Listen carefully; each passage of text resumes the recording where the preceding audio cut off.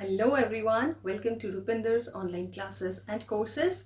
This is class 17 of Basic to Advanced English Speaking course, and the focus of today's video lecture is on present perfect tense.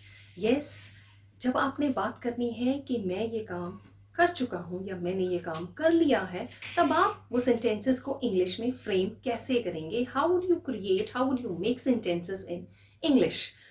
सबसे simple tip present perfect tense की होती है। जब class में teacher बच्चों को पूछते हैं आपने लिख लिया है, आपने होमवर्क कर लिया है या आपने ये कॉन्सेप्ट नोट कर लिया है, और छोटे बच्चे आपके घर में जितने भी छोटे बच्चे होंगे आपने उनको कहते सुना होगा yes ma'am I have done. तो आई हैव डन मीन्स मैंने ये कर लिया है। तो let's have a look at the rules, let's have a look at the formula of making these sentences. So first of all keep it in mind then when you are talking of कि मैंने ये काम कर लिया है, तब आपने इस टेंस को यूज करना है। something is done and completed, कुछ कर लिया है या कुछ हो चुका है, ये दिमाग में रखना है आपने।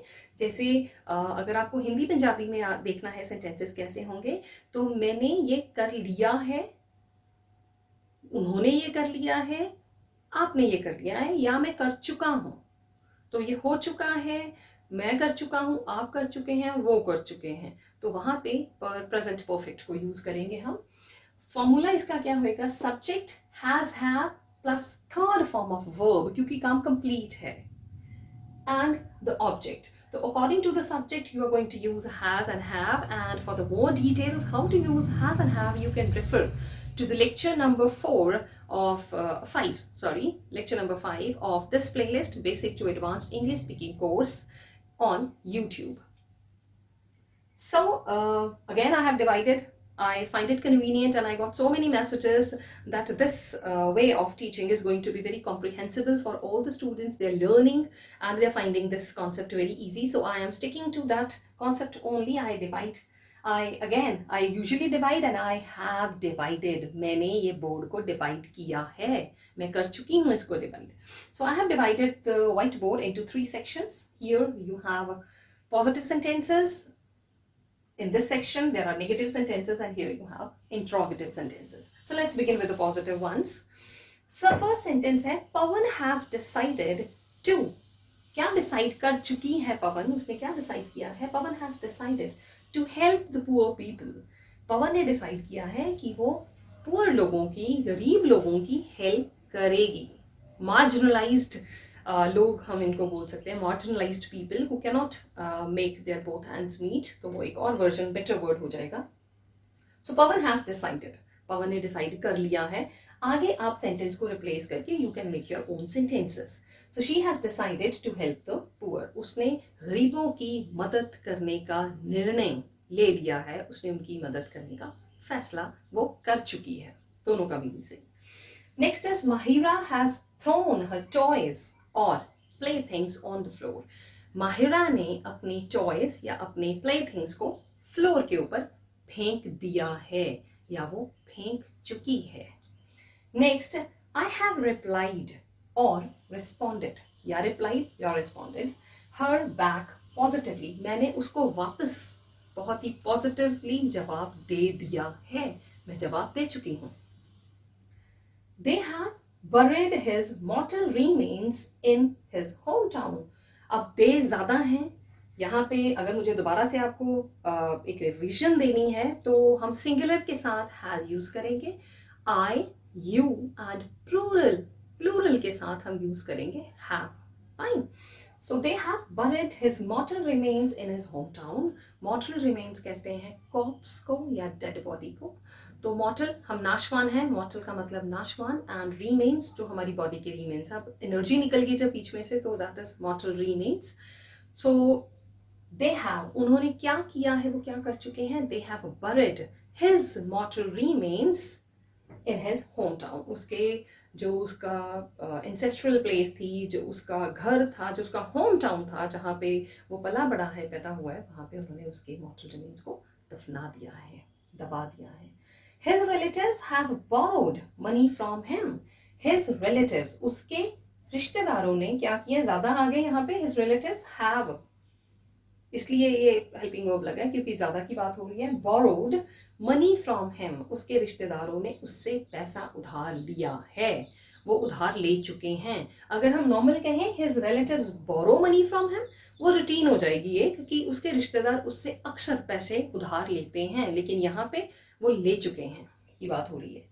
हिज एक्स्ट्रावेगेंट वेज, एक्स्ट्रावेगेंट होते हैं बहुत ही स्पेंड थ्रिफ्ट, अगर एटीट्यूड के हो आप, you hardly care for money, you throw money, जिसको कहते हैं पैसे को पानी की तरह बहाना। तो अगर आपकी ऐसे एक्स्ट्रावेगेंट वेज हैं, एक होता है कंजूस, एक होता है बहुत ही उड़ाने वाला, तो अगर आप ऐसे उड़ाने वाले आपके वेज हैं, आपके तौर तरीके ऐसे हैं, हिज एक्स्ट्रावेगेंट वेज हैव, क्योंकि वेज की बात हो रही है तो हैव आएगा। His extravagant ways have disturbed his father, उसके पैसा उड़ाने वाले या उसके लापरवाह तरीकों ने उसके फादर को बहुत ही ज़्यादा डिस्टर्ब कर दिया है, या ये तौर तरीके उसके फादर को डिस्टर्ब कर चुके हैं। Fine, so I hope this section is clear.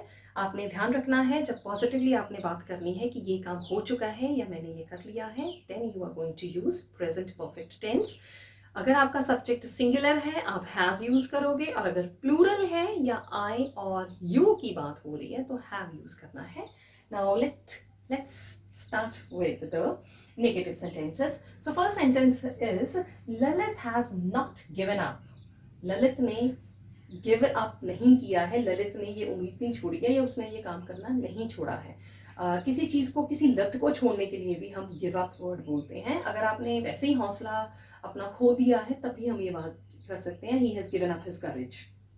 या अगर किसी ने सिगरेट पीना छोड़ दिया है, he has given up smoking, he has given up. तो इसका फॉर्मूला अब क्या होएगा, जैसे पहले था subject has have verb 3 and object. पहले शुरू से ही आपको बताया है not is always at number 3, subject has have and then number 3 not. तो सब्जेक्ट हैज़ हैव और यहाँ पे आपका नॉट ऐड हो जाएगा। So Lalit has not given up the idea of teaching him. तो थोड़े कंस्ट्रेन रिस्ट्रेंट्स के बावजूद ललित ने उसको पढ़ाने का जो आइडिया था वो गिव अप नहीं किया है, he has not given up. She has not lent them any money. पीछे हमने वर्ड किया था बोरो, जिसका मतलब था उधार लेना। तो अगर आप उधार ले रहे हो, बोरो किया है आपने, अगर दे रहे हो तो आप लेंड करते हो, लेंड। यहाँ पे थर्ड फॉर्म आनी है तो it is lent. So she has not lent them any money, उसने उनको कोई भी मनी उधार नहीं दी है। कुछ ऐसी वर्ब्स भी हैं इंग्लिश में जिनके दोनों वर्जन होते हैं। यू कैन जैसे लर्न, लर्न, लर्नड, लर्नड भी होता है, लर्न, लर्नड, लर्नड भी होता है, तो दोनों ही चलती हैं। सो she has not lent them any money, उसने उनको कोई भी पैसा उधार नहीं दिया है, वो नहीं, मतलब ये काम उसने नहीं किया है, वो करनी चुकी है ये काम। आई हैव नॉट क्लेंच्ड, आई के साथ हैव आएगा, आई हैव नॉट क्लेंच्ड, जिसका मतलब है कुछ प्राप्त करना, कुछ जीतना। I have not clenched any award in the contest, मैंने उस कॉन्टेस्ट में कोई भी अवार्ड नहीं जीता है। Next is they have not described their, ये देखिए यहाँ ये वाला देयर आना है। They have not described their problem to us, उन्होंने उनकी प्रॉब्लम हमें डिस्क्राइब नहीं की, हमें एक्सप्लेन नहीं की, हमें उस प्रॉब्लम का विवरण नहीं दिया है। तो ध्यान रखिए बच्चे, यूजुअली इस देयर में और इस देयर में गड़बड़ कर देते हैं। ये जो देयर है बेटा, दिस देयर, सॉरी, ये जो देयर है दिस इज यूज्ड जब हमने प्लेस की बात करती है, here and there, and this there is used when you are talking of many people, उनका। अगर उसका है तो हिज या हर, उसका घर हिज हर, लड़की का घर है तो हर घर, हर हाउस, सॉरी। तो अगर देयर ज्यादा लोगों की बात होनी है, उनका घर their house, but she is standing there, जब ये वाला देयर आएगा तो मतलब प्लेस की बात हो रही है, वो वहां खड़ी है। The next is they have never harmed anyone for the sake of money, उन्होंने कभी भी किसी को पैसे की खातिर तंग नहीं किया है, कोई भी नुकसान नहीं पहुंचाया है। नेक्स्ट आ गया nobody has contributed, किसी ने अपना कोई कंट्रीब्यूशन नहीं दिया है, किसमें? to improve his financial status, किसी ने भी उसके फाइनेंशियल स्टेटस को इम्प्रूव करने के लिए कोई मदद नहीं दी है, कोई कंट्रीब्यूशन नहीं दिया है। So this was all about the negative sentences. Negation जो है, नॉट जो वर्ड है आपका, वो आएगा नंबर 3 पे। Now the interrogative, that's very easy again. जब आपके सेंटेंसेस में हेल्पिंग वर्ब्स होते हैं, आपको इंट्रोगेटिव सेंटेंस कैसे बनाना है, you have to take the helping verb out, और आप पीछे ये हेल्पिंग वर्ब्स हैं ये उठ के बाहर आ जाएंगी यहाँ, और अंदर दोबारा ये रिपीट नहीं होंगी, पीछे आ जाएगा question mark. That is question mark is a kind of identification that will show कि आप बात कर रहे हो क्वेश्चन की, और वर्बली आपकी टोन जो है वो डिफाइन करेगी that you are asking a question. तो यहाँ पे has he made a judicious use of his time, क्या उसने अपने, ये बाहर आ गया, अदरवाइज क्या होता, he has made a judicious use of his time. या अगर मुझे इसको भी एक्सप्लेन करना है, Pawan has decided to help the poor, इसको मैं अगर बाहर ले आऊं, हैज पवन डिसाइडेड, वो क्वेश्चन हो जाएगा हमारा। तो यहाँ पे has he made a judicious, judicious होता है बहुत ही वाइज, बहुत अक्लमंदी वाला यूज जिसको हम कहते हैं। So has he made a judicious use of his time, क्या उसने अपने समय को बखूबी बहुत अच्छे ढंग से यूज किया है, उसको प्रयोग किया है उसने अपने टाइम का अच्छे से। नेक्स्ट आ गया, has she finished the revision of a syllabus in time, क्या उसने अपने समय अपने सिलेबस को विद इन टाइम रिवाइज कर लिया है, क्या वो कर चुकी है। अब यहाँ पे भी ये कंफ्यूजन होती है, इन टाइम यूज करना है कि ऑन टाइम यूज करना है। So this is again going to be a very important tip. In time हम बात करते हैं जब आपके पास लिमिट एक ड्यूरेशन है, she has for example she has completed her syllabus within 3 months, तो एक ड्यूरेशन आ गई। ऑन टाइम होता है आपने आज 5 बजे कोई चीज सबमिट करनी है, you are doing it on time, आप एग्जैक्ट 5 बजे सबमिट कर रहे हो, तो वहां ऑन आएगा, he has submitted it on time, पूरे टाइम पे उसने सबमिट कर दी। अगर पहले कर दिए, मान लो ड्यूरेशन में कर दिए, तो he has submitted it in time. Fine.